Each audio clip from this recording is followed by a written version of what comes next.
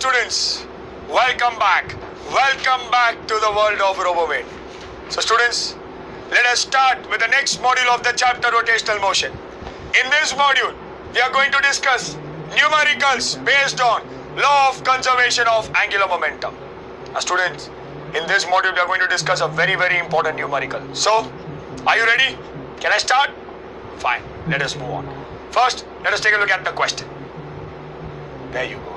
It's a very big question. Don't worry. I am here to help you, so no fear. Let me read the question. A uniform circular disc with its plane horizontal is rotating about a vertical axis passing through its center at a speed of 180 rpm.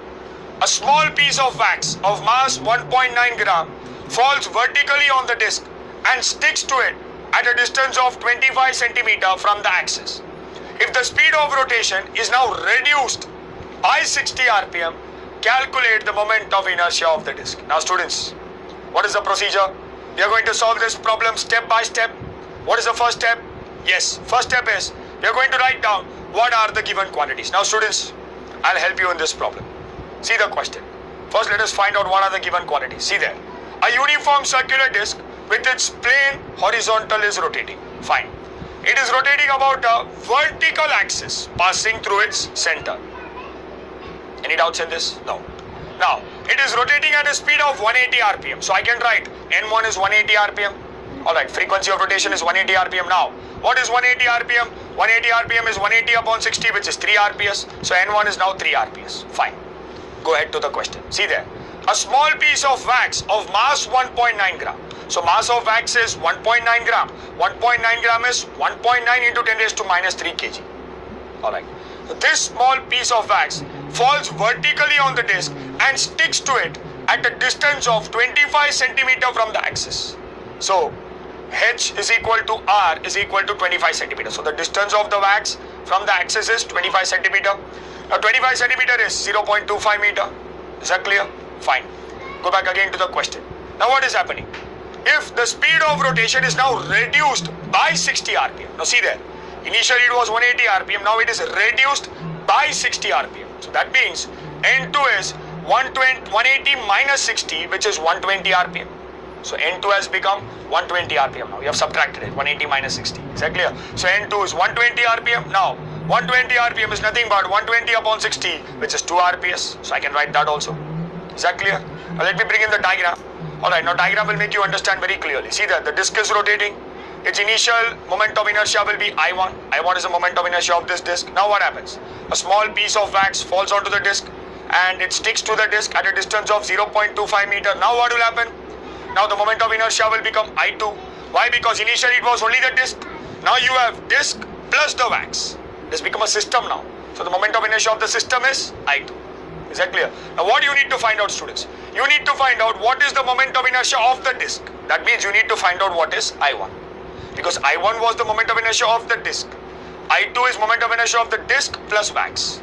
Is that clear? Fine.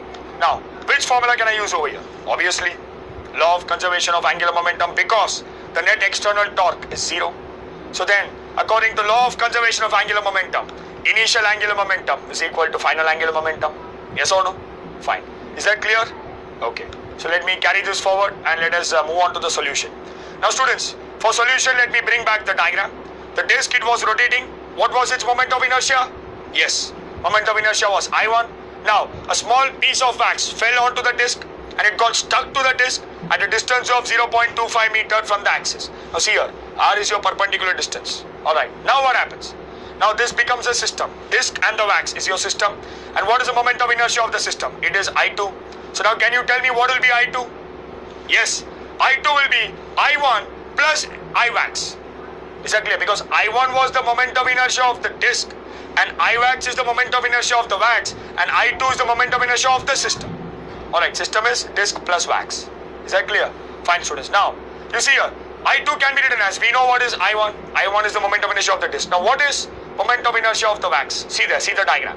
Where is the wax? Wax is at a perpendicular distance of R. So moment of inertia of the wax will be mr square.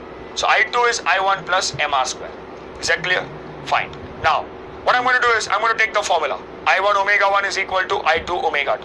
Alright, so I1 omega 1 is equal to I2 omega 2. From this formula, I'm going to get the answer. How? First, you see there, we all know one thing, omega is 2 pi n. Also, we know what is I2. I2 is I1 plus mr square. So can I substitute omega as well as can I substitute I2? Yes. If I do that, I will get I1 into omega 1 is 2 pi n1 equals to I2 is I1 plus mr square into omega 2 is 2 pi n2. Is that clear? Fine. Next, you can cancel out. Yes, which term? 2 pi can be cancelled. So if you cancel out 2 pi, you will get I1 n1 equals to I1 plus mr square into n2. Now students, you can open up this bracket. If you open up the bracket, you will get I1 n2 plus mr square n2. Now, you can do one thing. We need to find out I1. So I1 n2, I can take it to the left hand side. So if I take I1 n2 to left hand side, I can pull out I1 common. So if I pull out I1 common, I will get I1 into n1 minus n2 equals to mr square n2. Is that clear? Now what we need to find out? We need to find out I1. So I1 will be mr square n2 upon n1 minus n2. Yes or no? So we are coming very close to the answer. So now let me carry this forward. And if you see, I1 is equal to, now all the values are given. Mass of the wax is given. Alright, and the frequency n1, n2 is also given. Frequency of rotation. The distance r, distance of the wax from the axis is also given. So can you substitute it over there? Yes, you can substitute. If you substitute, you will get the answer of I1 as, I1 is exactly 2.375 into 10 raised to minus 4 kilogram meter square. It's a very simple problem, students. Just if you draw the diagram, things will become easier. Alright, any questions? No? Alright. So students, this is the last boards module of the chapter rotational motion. It's a very important chapter and it's a very easy chapter. And I'm very sure you can do it. So students, no force of nature can break you. Take care, rise and shine.